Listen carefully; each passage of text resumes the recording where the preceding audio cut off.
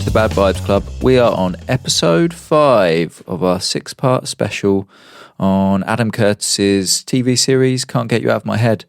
So that means we're on the second to last episode. I had Andrea and Oscar Francke with me speaking about the themes and stuff that was brought up in the episode. Andrea talks about the Black Audio Film Collective's film Handsworth Songs and an interview with John O'Crompford that she saw. We also talk about Sitai and Nguyen's essay on clarity and the seductive power of clarity. We talk about the Essay Film Festival that has just been on, and we talk about a few of the films in there. I'll put links to them. I'm not sure they're available to view anymore, but I'll put information about them in the show notes. We talk about artists who use subtitles in a careful, considered way. And then we talk again about Black Power, a British Story of Resistance, which is on the BBC at the moment and is a very different kind of historical documentary. Okay, hope you enjoyed the episode.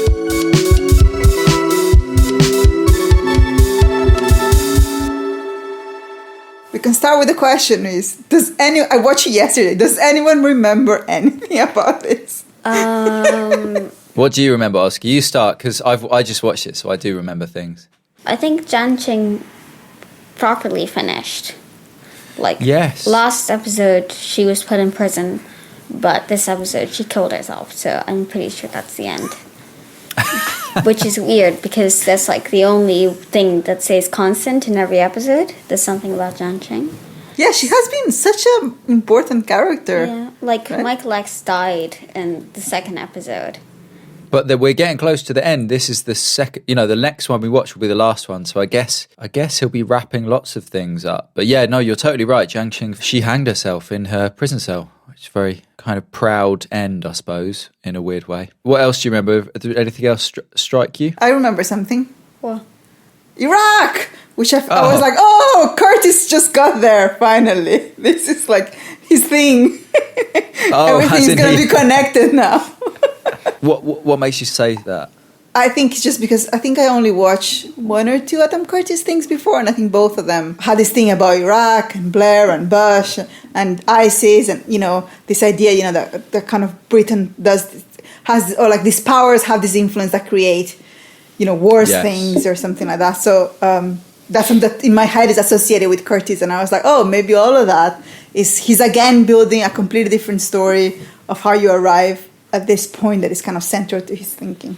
Yeah, in previous stuff, he's talked about the Afghanistan war a lot. He made a whole thing called Bitter Lake, which is about Afghanistan. But I think his theory was that Al Qaeda was partly a dream created by. I mean, this is an old series. Partly the idea that Al Qaeda was just a fiction of the West, which obviously didn't. That is not true.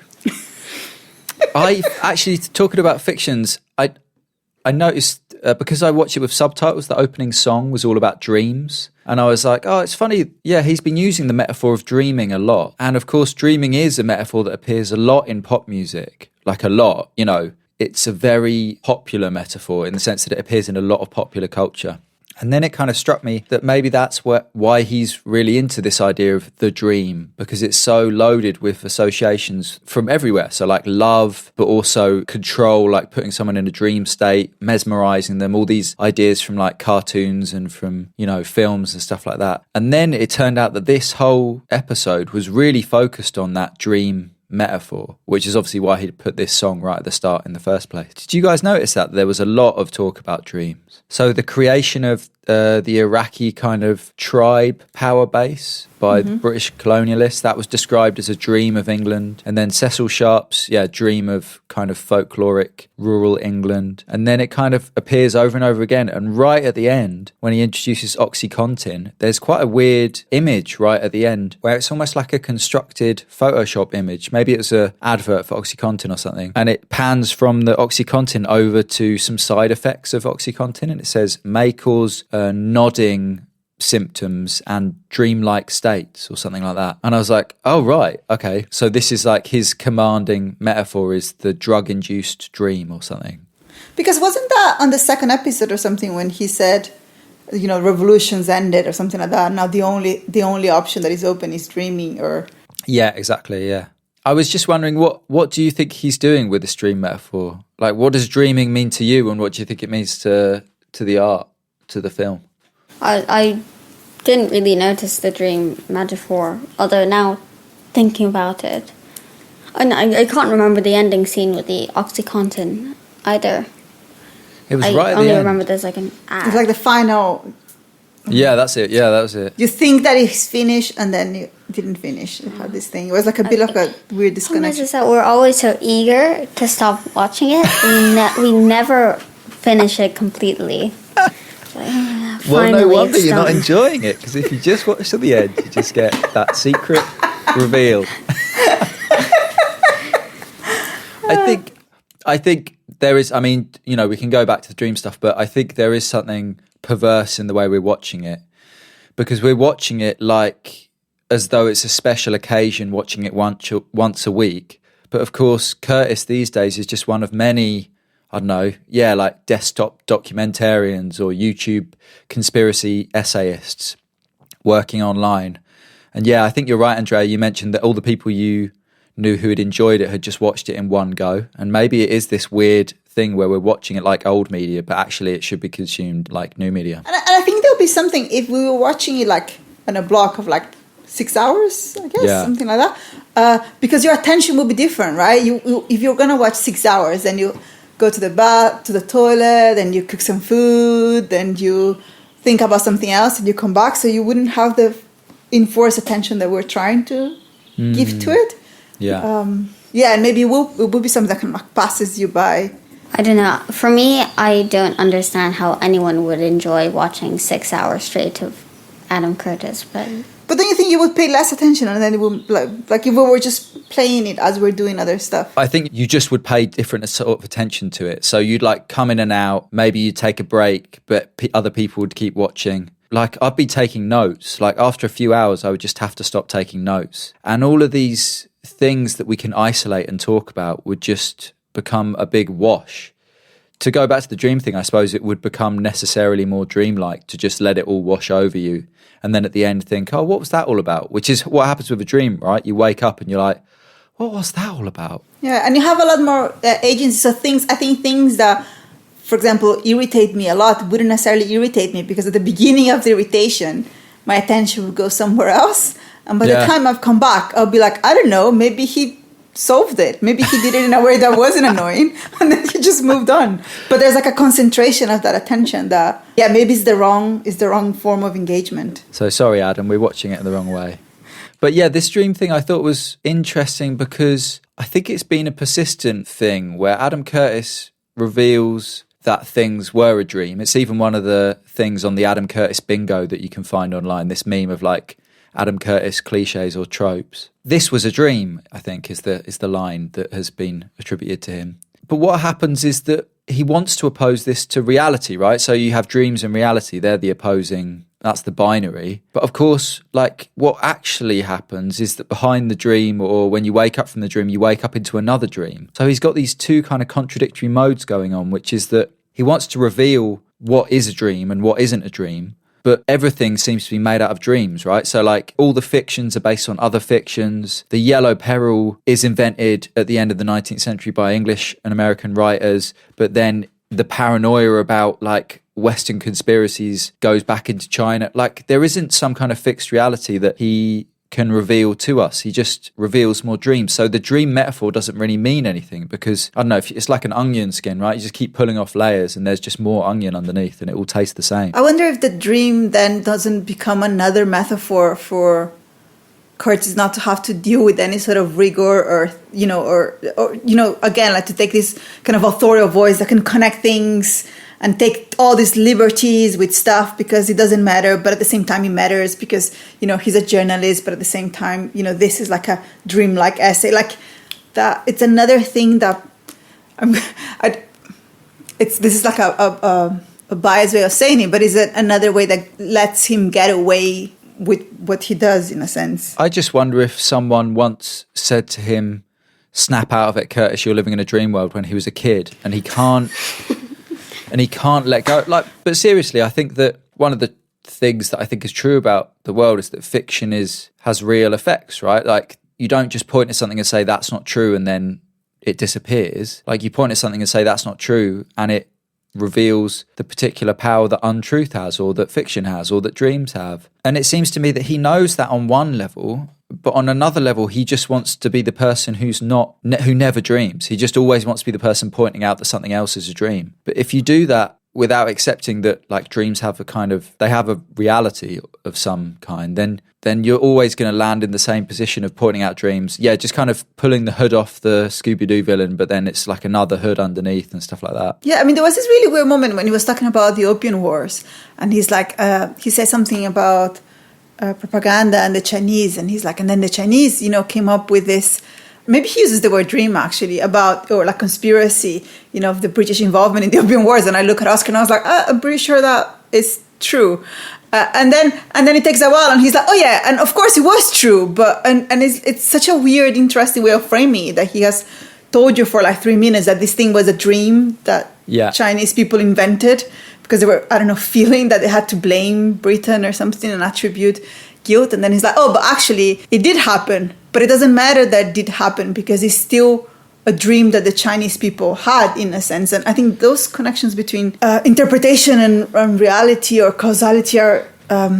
That's exactly what I'm saying, is that he's trying to distinguish between conspiracies that have a true basis and conspiracies that have a false basis, even while also making the very real and meaningful point that conspiracies can still have conspiratorial intentions, even if they're based on truth. But because he's got this like weird obsession with the difference between dreams and reality, he keeps pointing them out, but like it keeps not making sense because that Opium Wars thing that becomes a way of creating, the truth of the Opium Wars, that becomes a brilliant way of creating propaganda for the Chinese state. Once it's been used for propagandist purposes, it plays out in reality because later on, he claims again that China realizes that if they let the Western financial system into China, then it will, when anything goes wrong, Western bankers will try and kind of use it to remove all their money from China and collapse the state kind of thing. So at all levels, it's real, apart from just the weird moment where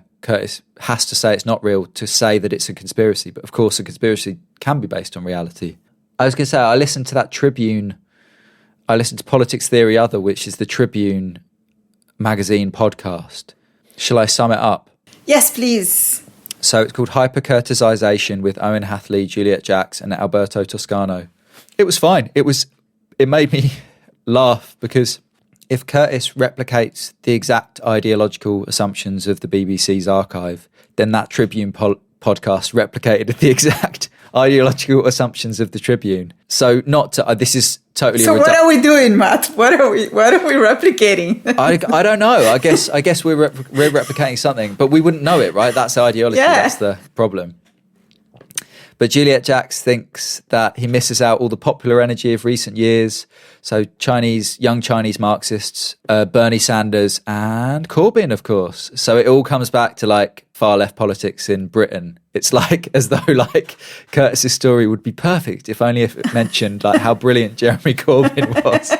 That's such a reductive reading. It's not at all what she says, and it's a very interesting podcast. But I just thought it was funny to think about this because they end up talking about the BBC and anti-Semitism and, like things that are relevant to Tribune readers, things that Tribune readers would want to hear. So it was interesting thinking about that. But I tell you what, it was interesting to hear was Owen Hathley saying about Adam Curtis, the only time he's ever been candid about what the BBC wouldn't let him do is that he was interested in making a film about Northern Ireland. And I don't know if it was an explicit no or whether it just got kind of mothballed or whatever. But he wasn't allowed to do that because there's certain bits of the BBC archive that if you're going to use them, you just have to talk about the BBC's role in creating that footage and sustaining certain narratives and stuff. But I think that's an interesting connection because I wanted to talk about the documentary that just came out that is on the BBC about Black activism, which is amazing, and their relation to the archive.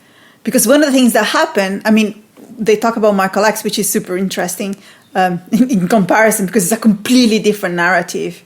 You have all these activists and all this scene and all this footage of this time saying, there's all these other people, like this guy is not this figure. This guy is the figure that was picked up by the BBC and became the representative of Black activism at the time, 2 white people.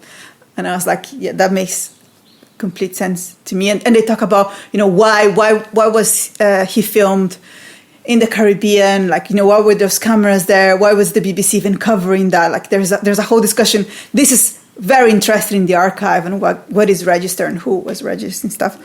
But the other thing they have is from the Michael X story, for example, they have different cuts. So they will have like same scenes. So they have like this young black woman who Curtis uses, and she looks quite sad, and she's saying, Michael X, I don't know, was just a thief, and he did all this stuff. And they have that before and after, so they have a much longer cut of her articulating that. And it's so interesting because she used to work in this organization that he works, so she's giving this context that is specifically talking about administration and management and his function in that, and he's cutting that and he's making her say that about this figure in general, and this is kind of like, it looks like she's talking about this massive politics again, and the end, the failure of radicalism and the failure of the revolution. Well, she's just saying, this guy was in charge and he stole money from the organization and he was a bad manager. And I thought that was so interesting. It just made me rethink again what he's doing with the archive and with his cuts, and how he has no respect for the people in the archive. I kept thinking about, there's this amazing interview of John McConfra about that film about the riots. Is it Handsworth Songs? Yes. Yeah. So he was having a conversation with some other, I don't remember, it's a really interesting, I can give you the link, but it's a really interesting debate. And he was saying, when they made that film, The Archive, and they were talking about going into the archive and finding those people that happened to escape and exist into these films that were not done for them, right? Someone was filming them to objectify them in a way. And you go to the archive and you find these people, and these people kind of talk to you. You can find their smiles and their things they were saying that they were saying in the hope that one day someone will hear it. And it's such an interesting way of looking at the archive and the voices and who's there. Well, I think Curtis just goes to find material to support his project. Like that's what, for example, like this edit of this scene of this young woman make me feel like he has no respect for this person. She was saying something completely different, and he just, cut it to make her embody his take on things. Yeah, I mean, the thing I would say is that, and I know I've said this a number of times, is that I don't think he thinks, I don't know how he thinks about his approach to history, but I don't think he ever really subverts or goes underneath the kind of already existing history. It's often quite surface level. I think what he does is connect things together in a particular way. That's his kind of particular input. So I suppose he's just, he's always looking for a quote that just serves him to get to the next thing or to wrap up a story. I mean, this, as we've mentioned a few times, this show is so sprawling, especially as it gets into the later episodes. It loses any kind of tightness of, like at one point he goes to Baghdad in 2003 just because there's a nice bit of footage of a sandstorm in Baghdad before the invasion. Then he says 4 years later, and then immediately after that, he says 35 years earlier. At first, there's this kind of pretense of linearity. So you're like, okay, so he's going to do it linear this time, that's fine. And then later he kind of gives up on that because he just wants to use this bit of footage. And you're like, oh, okay, well, so I guess it's footage led. But then, like you say, sometimes he'll cut footage really tightly. And I think that's the thing, isn't it? You kind of become essentially untrusting of his use of things, which is not a good position to be in regards to a filmmaker. Juliet Jacks, who's written an article that's coming out in the White Review about him, talks about him as doing an intellectual history. So his work is kind of about ideas rather than about the forces of history or something. I thought that was a fair enough thing to say. Yeah, but I don't know, like Will Davies does history of ideas, and they're pretty amazing. Like, I finished reading the essay that you were reading on clarity today. And oh, yeah. And maybe this relates to that, but I feel like it's not a history of ideas. It's like a consumable thing that passes you by and gives you certain feelings. And maybe, those feelings are feelings of understanding, of knowing, but they're not the thing. And I think, when you say he's doing a history of ideas, it's implied that there's a history being made there, which I don't think there is. Yeah, I agree on that. I think that there's movement and there's contiguity. Things are placed in order. I notice he does something that happens a bit in how it's made, in that he'll put up a bit of footage and then he'll describe it in one way, and then he'll change to a slightly different bit of footage that also kind of illustrates the same point, and then he'll repeat the same thing but in a different set of words. So what you've got is like movement, so you've got a cut and you've got a change in what's being said, but essentially you've got two bits of, you know, in a normal situation, you might just choose one of those things to illustrate that idea. But that repetition, what that does is it forms a kind of mini narrative of like, okay, that idea is being introduced. Now it's being explained or dealt with in some way. And now we can move on. But if what's actually happening is that idea is just being presented and then we're moving on. And it's the moving on, which is that kind of thought terminating heuristic that Nguyen talks about in that clarity essay. And if you do that enough, the pleasure is purely in moving on. So like that becomes quite apparent, especially in these later episodes of Curtis, where you're whipping through history and you're moving quite quickly between different places and times all over the globe and all throughout the 20th century. And the pleasure, or whatever it is, can only be in the movement. It can't really be in connections anymore. Yeah, or explanation. I don't know. I wonder if people feel it explains something to them still. That's the question, isn't it? Because in that essay, Nguyyen's point is that you can get kind of malevolent epistemic manipulators, i.e. creators of fake news, who have a particular purpose that they want to achieve, and they will achieve this by making you believe something that's not true. Whereas with Curtis, I suppose that. Maybe you mentioned this early on where you talk about, art students or whatever, like thinking they've got an understanding of 20th century history because they watched Adam Curtis and now they're repeating it back to everyone else. I think it's less that they would think that they understand 20th century history, because in a sense, I don't think any of them will be able to repeat whatever that, historical thesis is. But I think a lot of them will or might take the idea that is what an essay looks like, and that's what thinking looks like, and that's what you kind of like aim towards. So instead of having, I don't know, I keep like sending stuff for like the Essay Film Festival or, Arthur Jaffa or all these people that use, video and archive in like really, well, first of all, in a variety of ways, but also in just like really rigorous and interesting ways, and that are interested in knowledge, and maybe are there's a lot more intent in their relation to emotions, for example, and feelings, because I don't think Curtis is like an evil epistemic manipulator. No, exactly. At all. I think he just does that stuff. I think for me, and I'm talking about myself here in terms of, my knowledge of history, is that I don't think I will remember these things, but if someone mentions something if someone mentioned Michael X, for example, and I didn't know anything else about Michael X, and all I had was, like the very kind of reduced story of Michael X from Adam Curtis, then that's what would come to mind, right? You're in a conversation, you're trying to grapple around with what you remember of something, and that's your frame of reference, even if you don't remember the exact way it was used in the documentary. Maybe that's not so relevant for Michael X, because I had kind of heard about his story before, but, there's lots of bits of Curtis's, I'm just thinking about the Hong Kong handover to China. I hadn't ever really thought about that because I was alive when, I was a kid when it happened. And I hadn't ever really thought about this idea of Hong Kong being democratic.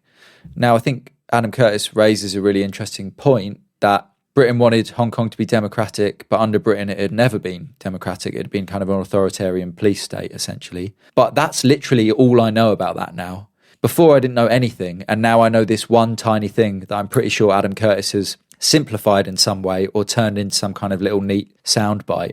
And now my options are either go out and learn a bit more about that, so I'm not just an idiot who repeats something that he's heard in a Curtis documentary, or just forget about it. And in 10 years, when someone talks about Hong Kong, I'll be like, oh, well, yeah, of course, this thing. And someone will be like, that is not what happened. That is completely incorrect. And I'll be like, oh, yeah, I don't know where I got that from. But I think that was one of the things that I mentioned this week, was that I would be super interested in, like, who is the the audience of the Black activism documentary, which again is amazing and everybody should watch it. Is that BBC? Sorry, just to be That's clear. BBC. Yeah, okay, that's interesting. Does that overlap with the Adam Curtis documentary? There's something puzzling about these two objects existing in the BBC, being financed at the BBC, and how they get also promoted, written about, discussed. Owen Hatherley actually made quite a good point about Curtis's kind of changing style, that he used to have quite a lot of interviews that he conducted or someone conducted on behalf of him that he would then edit and use with the footage. But he doesn't do that now. And Owen Hatherley points out that actually his kind of solo department, he doesn't really have the funding anymore. I think he makes these films with no budget but no oversight. That's the way the kind of cards have landed for him in terms of, you know, no one cares what he does as long as it doesn't cost very much. Whereas I think Hatherley was saying that his favourite one was the Mayfair set, and that's full of these kind of really rich interviews. And then it might still have all these biases and kind of blind spots that we're talking about now, but just in terms of like the richness of the material is a kind of different level. There's a different type of knowledge that is produced when you allow people to have a voice and you don't treat them as objects, right? The moment they're there and they can articulate things, and you have different people articulating things from different positions, I think that makes such a big difference. I wonder if that's why some of the best footage is when things are already treating people like objects. So watching the Chinese kind of opera, ballet stuff is really fun, and watching him use film footage from narrative film. There was something from like The Quiet American or something in the episode I watched, and it was just like you weren't concerned about how he was using it because it was already people kind of, you know, playing a part or playing a role or acting as if they were something, and he's just using the image that they're intentionally projecting rather than projecting an image on them or something. There's a really I think this is gonna come out too late, but there's a really good film essay on the Film Essay Festival that is looking at the role of women in Chinese cinema just after the revolution and then, you know, closer to now. Yeah, how all historical films are looking at how the role of the woman changed, but they kind of like represent that experience very differently, and it kind of like maps the sex worker as kind of like the figure of change, which is, yeah, it's really, really good. Yeah, I think that's the thing, isn't it?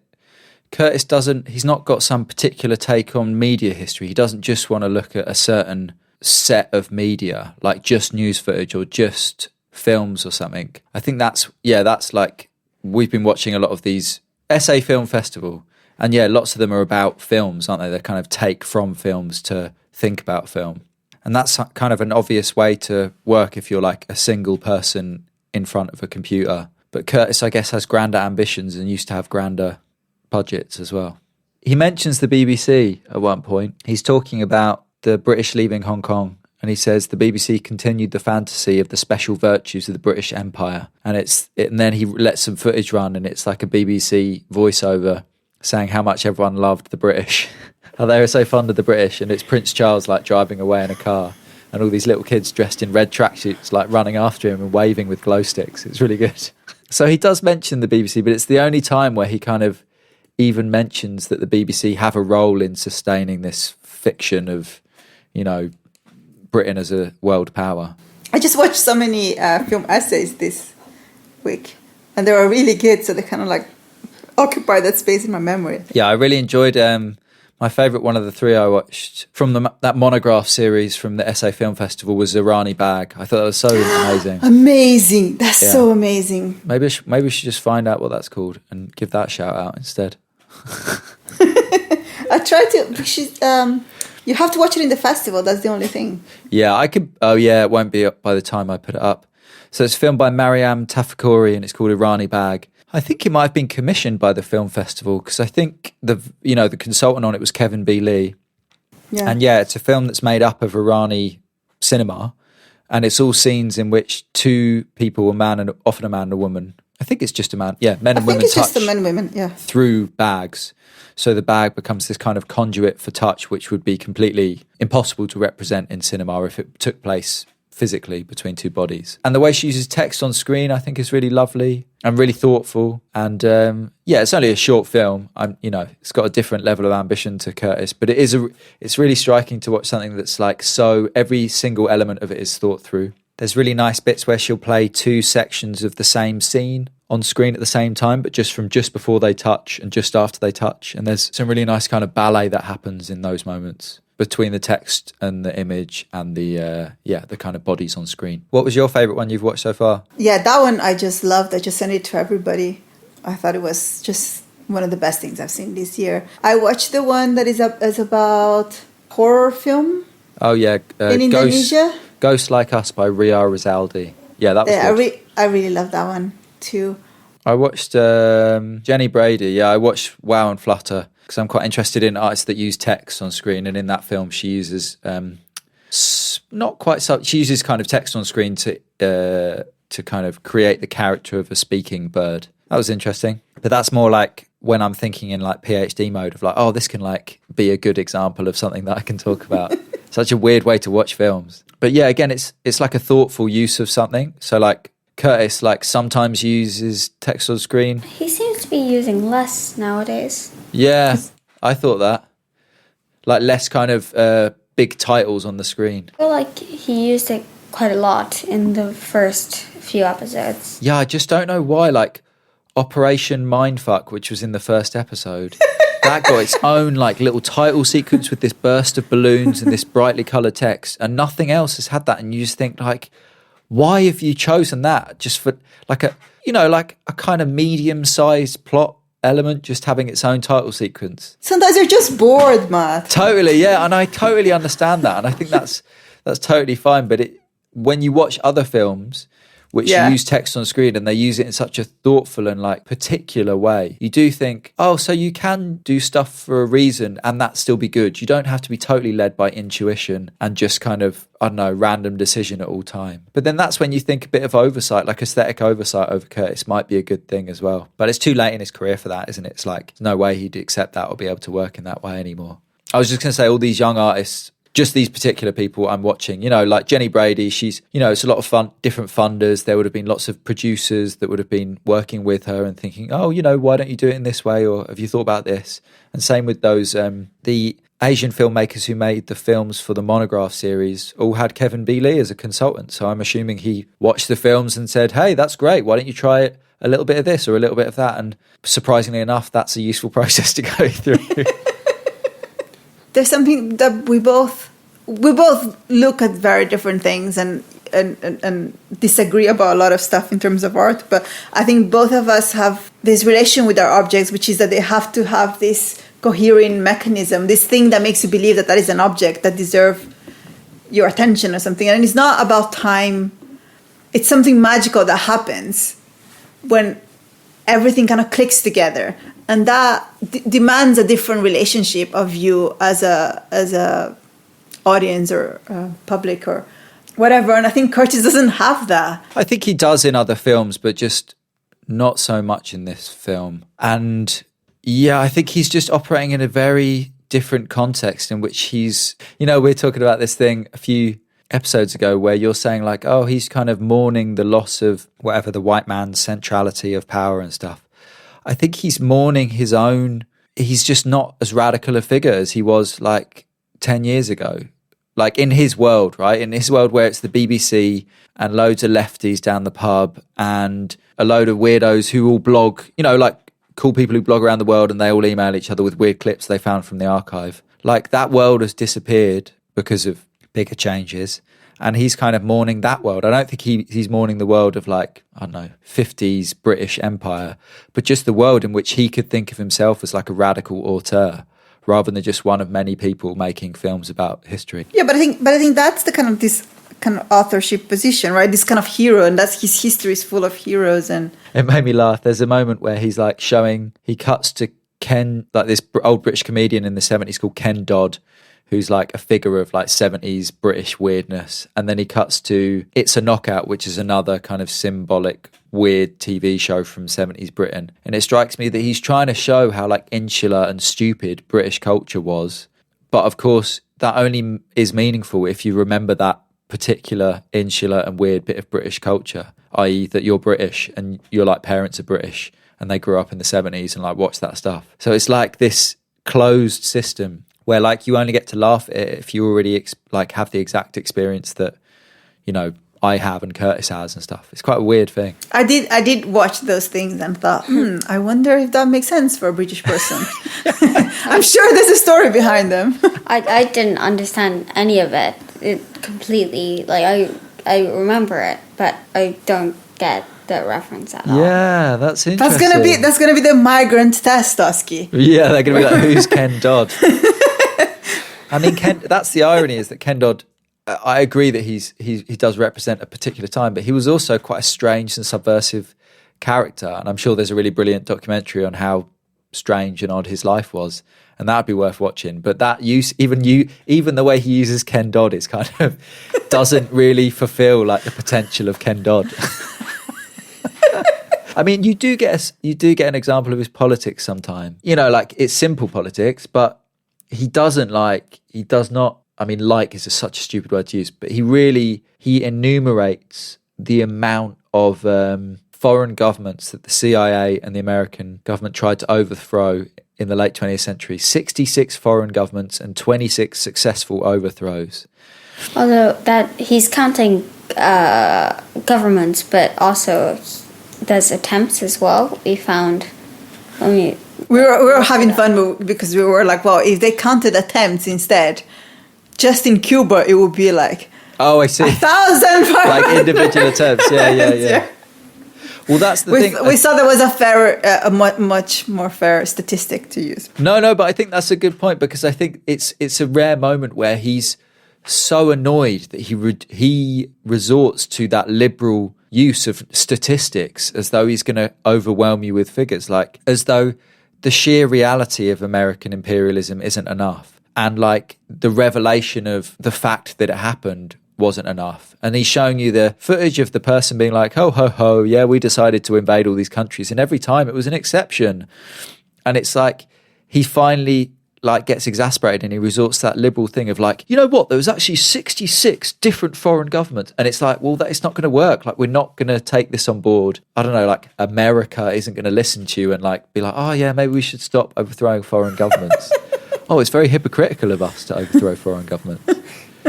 But it's weird because it's the moment where his politics comes out, and he obviously feels strongly enough about it to like go back through and be like, I'm going to count this. I'm going to count all these. Yeah, maybe there's something about this kind of thing about the dreaming and the unveiling. And was it the Opium Wars, Oski? It was something about, and then in the moment in time, people in Britain realized that the Opium Wars had happened or something like that. And we were like, what do you mean they didn't realize that they have that? Like, because I know, from the fact that Britain was involved in so much like colonial history in Latin America, and no one here knows. I'm like, what do you mean people here didn't know that, or that extent of, and I think maybe the 67 or 60 something countries is an expiration in that sense, that maybe for me is something like really obvious, because, we were the countries that were being overthrown.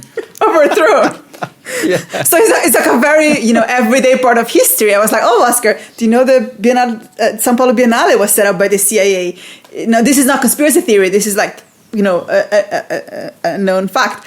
But I think there's something that maybe relates to this idea, like his portrayal of Britain or something, that, those things, there's so all these things have happening, or like Britain is involved in all these things. And yeah, there's probably a lot of British people who don't know very much about the Opium Wars. I think he had quite a particular historical point, was that I think the elites were coming to terms with what they had done in the Opium Wars. But the elites never come to terms with anything. But that's the thing, isn't it? Yeah, like just a week of Boris Johnson, it's just like enough to know that. But this is his thing, right? This is the dreams reality unveiling thing. It's like he thinks that to come to terms with something, you have to have not known it and then realize it. But of course, for like, the I don't know, ruling class or whatever, like it's a constant play between like plausible deniability, things that you know but no one ever mentions, like implicit truth and explicit truths. Like it's more about etiquette than it is about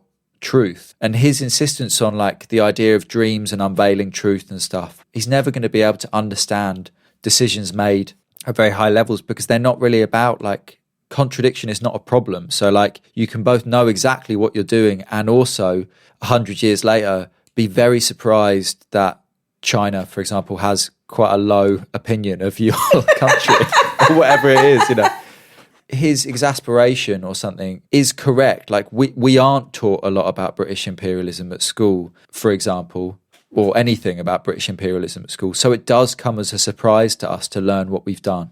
So maybe he's just kind of projecting his own surprise onto people in the past or something. But yeah, the idea that the people who conducted the Opium Wars didn't know what they were doing when they were doing it is probably just it's like a confusing understanding of what was going on.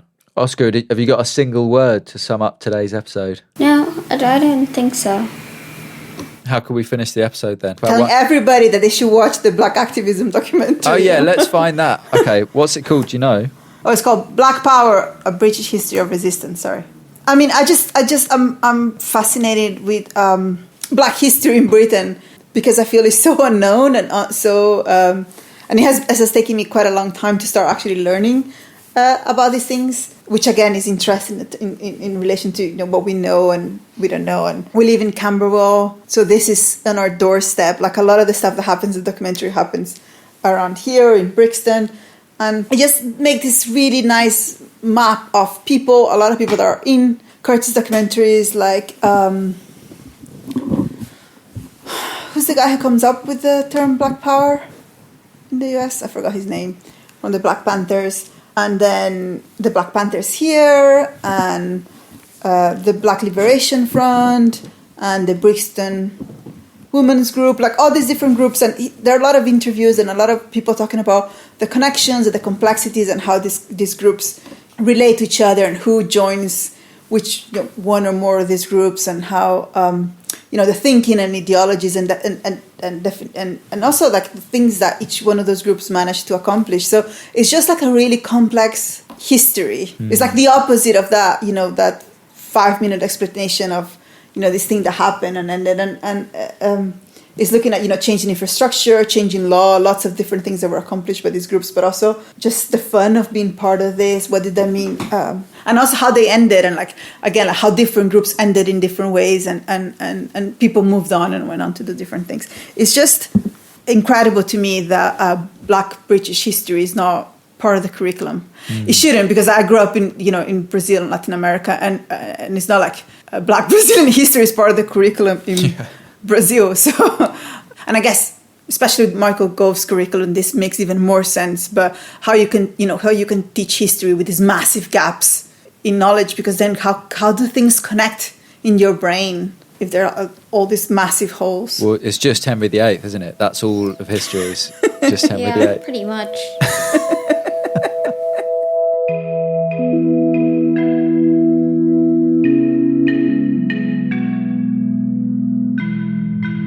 Thanks so much to Andrea and Oscar. Just another shout out for that documentary, Black Power, A British Story of Resistance, is on the iPlayer and it can be watched for the rest of the year, so no rush to watch it. I hope you enjoyed the conversation, and I'll see you soon.